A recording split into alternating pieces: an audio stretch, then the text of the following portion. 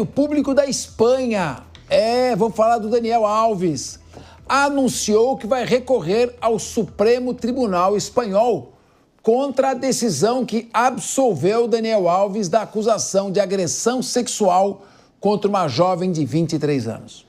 Esse é um assunto para Luca Bassani, que volta aqui ao Linha de Frente.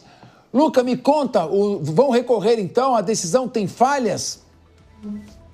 Capês, esse assunto a gente tem trazido aqui desde que ele aconteceu, né, no final aí de 2023, onde Daniel Alves supostamente teria estuprado uma jovem em uma boate em Barcelona. Ele foi preso preventivamente, ficou mais de um ano na prisão, pagou 1 milhão de euros em fiança e depois teve a sua liberdade provisória concedida.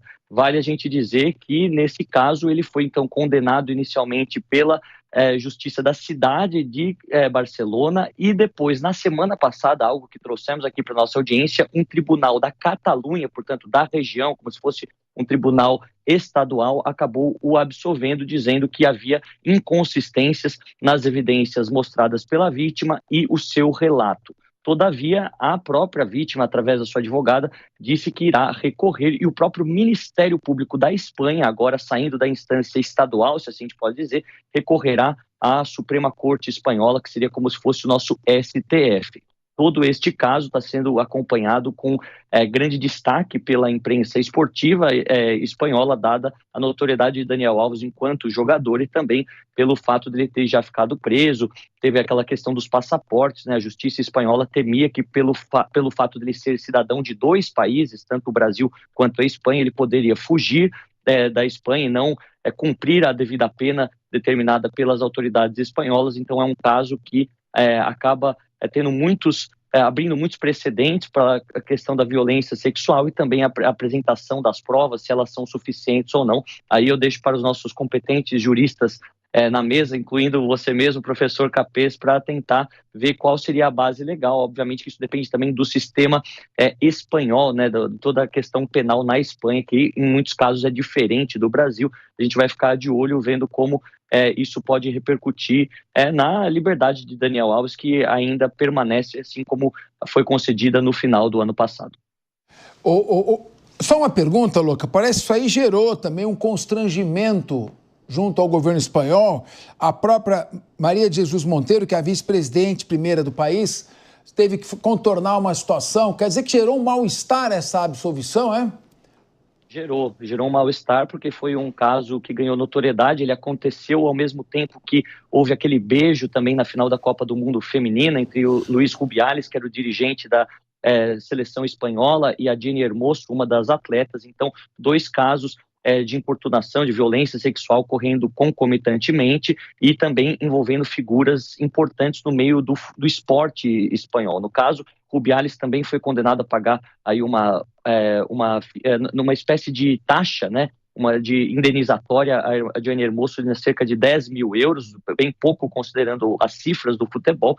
Já ela pede a prisão de Rubiales, isso ainda segue na justiça. No caso de Daniel Alves, a cifra foi muito maior, 1 milhão de euros pagos como fiança, a liberdade concedida após 1 ano e 4 meses, e essa quebra de braço entre as instâncias estaduais, assim a gente pode dizer, lembrando que a Espanha não é uma federação como o Brasil, mas também tem, no caso da Catalunha, maior autonomia. Portanto, o Tribunal da Catalunha decidiu anular o caso de Daniel Alves, enquanto que o Ministério Público está recorrendo às cortes superiores, recorrendo ao Supremo Tribunal, se assim a gente pode dizer, do país, o que coloca o governo de Pedro Sánchez, que tem muitas mulheres envolvidas também nesta causa do Me Too, né, daquele movimento que buscava trazer maior evidência para os abusos sexuais sofridos em silêncio por várias mulheres, que também se posiciona politicamente perante esse caso, mas isso tende a ser resolvido no ponto de vista jurídico, apesar de ser muito forte a politização de um caso de tamanha notoriedade dentro da Espanha. Muito bem, muito obrigado, Luca Bassani. Eu vi que já anoiteceu aí em Munique, você continua na praça, mas aí não tem perigo de você ser assaltado. Uma boa noite para você. Muito bem, Sérgio Zagarino, eu vou dizer uma coisa para você, Sérgio. Eu, seja como promotor, seja como advogado, eu tenho muito medo de casos de grande repercussão. quando entra a imprensa e aí as autoridades se sentem compelidas a dar uma resposta à sociedade. Lembra do caso do Bar Bodega, que pegaram os coitadinhos que não tinha nada a ver, depois esclareceram? Então, primeiro, caso de repercussão. E segundo, casos de grande clamor popular, como são os crimes de agressão sexual, crimes de violência doméstica. Nesse momento é preciso uma serenidade muito grande para a análise da prova, porque pior do que a absolvição de um culpado é a condenação de um inocente, é um dano irreparável. Eu não sei, certamente o Daniel Alves santo não é. E lá na boate ele não estava lá comendo hóstia, evidentemente. Agora, há uma diferença entre uma relação consentida e uma relação praticada mediante violência ou após reduzir a vítima à impossibilidade de resistência. Ali uma das inconsistências é que ficou comprovado que houve sexo oral. E a vítima, por alguma razão, negou o sexo oral. Sexo oral, evidentemente, não se faz com violência, se faz mediante uma grave ameaça. Então, eu não estou aqui, não conheço o processo, e se ele for culpado, eu quero que ele arda na cadeia até o fim da vida dele. Mas é preciso tomar cuidado, né, Sérgio? O que você tem a dizer sobre isso? É preciso tomar cuidado e levando em consideração que quem soluciona, quem é o único responsável por solucionar esses problemas, esses conflitos existentes na sociedade, é o Estado, seja o Estado brasileiro ou seja lá o Estado espanhol. É ele o detentor do que a gente chama de poder jurisdicional. Portanto, é ele que tem que apresentar uma solução e o faz mediante o Poder Judiciário após a averiguação de todas as provas. E é por isso que a gente tem sempre a avaliação no Poder Judiciário, no mínimo por duas instâncias. Uma instância de base e uma instância imediatamente superior para fazer a reanálise das decisões. Isso quando não começa no Supremo, né? Isso quando não começa no Supremo, mas isso é uma coisa que acontece no Brasil, Capeza. Se a gente levar em consideração o Supremo do Brasil e o Supremo lá, enfim. Nós temos aqui o seguinte cenário. Ele foi preso de forma preventiva em razão da mídia. Esse sistema de acesso à informação, um jogador muito famoso e a mídia tendo a repercussão muito grande do caso, fez com que a condenação fosse antes do público do que, de fato, do Poder Judiciário. Mas, ainda assim, foi feito. Ele foi condenado em primeira instância. A partir do momento que a defesa dele apresentou o recurso e ele foi julgado agora em segunda instância no tribunal ali na Espanha, isso faz com que, na verdade, não exista mais a possibilidade de reanalisar os fatos, as provas. Isso faz com que, agora, eventual recurso do Ministério Público para a Suprema Corte avalie apenas a constitucionalidade da legislação aplicada para a absolvição do Daniel Alves. E aqui eu falo como você, eu não estou julgando, não estou dando minha opinião, até porque eu não tenho acesso às provas. Eu estou dizendo apenas a questão específica em relação ao direito. Muito provavelmente, o fato dele ter sido inocentado em segunda instância dificilmente fará com que a Suprema Corte o absolva agora, por ela ficar restrita à questão da constitucionalidade da legislação espanhola. Raquel Galinatti, você é delegada de polícia, você é líder na Polícia Civil, você é secretária de Segurança Urbana, você é professora e você é mulher. Eu quero te ouvir.